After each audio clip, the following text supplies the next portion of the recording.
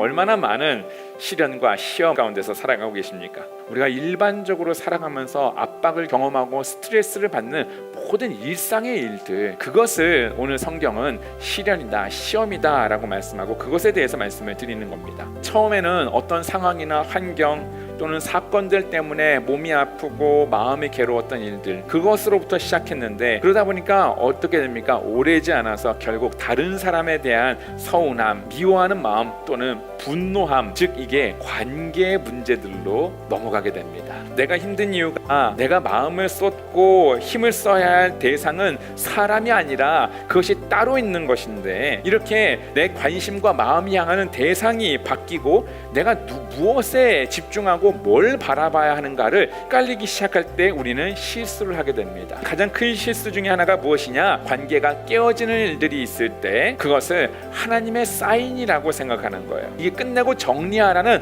하나님의 인도하심이야, 하나님의 사인이야. 그런 확신들이 들 때에는 그런 결정은 혼자서 쉽고 빠르게 결정하면 어떻게 됩니까? 반드시 실수하게 되어 있습니다. 그러면 우리가 어떤 것이 하나님의 인도하심인가 분별하고 깨달아 알려면 우리가 어떻게 해야 될까요? 혼자서가 아니라 함께 하는 겁니다. 쉽게 결정하는 것이 아니라 신중하게 주의 깊게 결정하는 겁니다. 그것이 실수하지 않고 우리의 삶을 인도해 가시는 하나님의 인도하심을 경험하는 방법입니다. 하나님은요, 결코 우리를 관계를 깨어짐 가운데로 인도해 가지 않으십니다.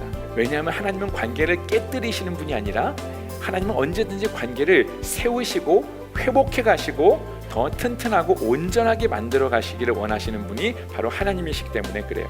그러면 우리가 이렇게 시련 가운데 있을 때 하나님은 어떤 일을 하시는가? 첫 번째로는 능력 이상의 시련을 주지 않으신다. 감당할 수 있는 만큼만의 시련을 우리에게 주신다라고 말씀하는 겁니다. 두 번째로는 감당하지 못할 시련이 있을 때는 거기에서 벗어날 수 있는 길도 마련해 주신다라는 겁니다. 하나님께서 우리에게 시련을 허락하시는 이유는 우리가 성장하고 성숙하기를 원하시기 때문인데, 우리가 감당할 수 없는 무게가 되어버리면 거기에 짓눌려 버리기 때문에 그렇지 않도록 벗어날 길을 마련해 주시는 것이죠. 그래서 나에게 시련이 있을 때요, 나를 성장하고 성숙하게 하시려는 하나님의 계획하심이 반드시 있습니다. 우리를 지켜보시고 바라보시면서 너가 지금 여기까지 감당할 수 있겠구나, 너가 이걸 할 수 있겠구나, 그러면 너가 성장하고 성숙할 수 있겠구나 라고 우리를 인도해 가시는, 우리에게 말씀하시는 하나님의 계획하심이 반드시 있습니다. 그렇기 때문에 내가 감당 못할 것 같은 시련이, 시험이 있다 하지라도 그것 때문에 너무 두려워하지 마시고 내게 주어진 시련들을 잘 감당하시고 성장하고 성숙하셔서 하나님의 마음을 기쁘시게 해드리는 우리 귀한 성도님들 다 되시기를 예수님의 이름으로 축복합니다.